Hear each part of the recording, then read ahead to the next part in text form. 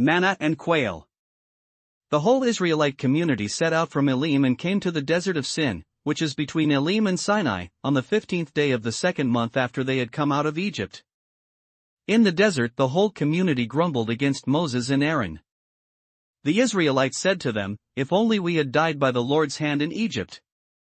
There we sat round pots of meat and ate all the food we wanted, but you have brought us out into this desert to starve this entire assembly to death."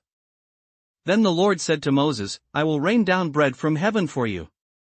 The people are to go out each day and gather enough for that day. In this way I will test them and see whether they will follow my instructions. On the 6th day they are to prepare what they bring in, and that is to be twice as much as they gather on the other days." So Moses and Aaron said to all the Israelites, "In the evening you will know that it was the Lord who brought you out of Egypt. And in the morning you will see the glory of the Lord, because he has heard your grumbling against him. Who are we, that you should grumble against us?" Moses also said, "You will know that it was the Lord when he gives you meat to eat in the evening and all the bread you want in the morning, because he has heard your grumbling against him. Who are we? You are not grumbling against us, but against the Lord." Then Moses told Aaron, "Say to the entire Israelite community, 'Come before the Lord, for he has heard your grumbling.'"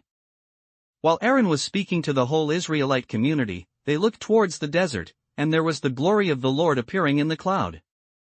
The Lord said to Moses, "I have heard the grumbling of the Israelites. Tell them, at twilight you will eat meat, and in the morning you will be filled with bread. Then you will know that I am the Lord your God." That evening quail came and covered the camp, and in the morning there was a layer of dew around the camp. When the dew was gone, thin flakes like frost on the ground appeared on the desert floor. When the Israelites saw it, they said to each other, "What is it?" For they did not know what it was. Moses said to them, "It is the bread the Lord has given you to eat.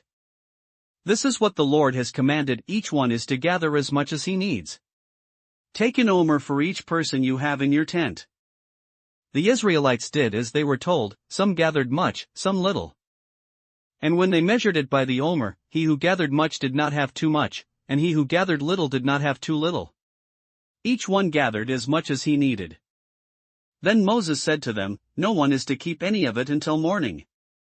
However, some of them paid no attention to Moses. They kept part of it until morning, but it was full of maggots and began to smell. So Moses was angry with them. Each morning everyone gathered as much as he needed, and when the sun grew hot, it melted away. On the 6th day, they gathered twice as much, 2 omers for each person, and the leaders of the community came and reported this to Moses. He said to them, "This is what the Lord commanded, tomorrow is to be a day of rest, a holy Sabbath to the Lord. So bake what you want to bake and boil what you want to boil. Save whatever is left and keep it until morning." So they saved it until morning, as Moses commanded, and it did not stink or get maggots in it. "Eat it today," Moses said, "because today is a Sabbath to the Lord. You will not find any of it on the ground today. 6 days you are to gather it, but on the 7th day, the Sabbath, there will not be any." Nevertheless, some of the people went out on the 7th day to gather it, but they found none. Then the Lord said to Moses, "How long will you refuse to keep my commands and my instructions? Bear in mind that the Lord has given you the Sabbath, that is why on the 6th day he gives you bread for 2 days. Everyone is to stay where he is on the 7th day, no one is to go out." So the people rested on the 7th day.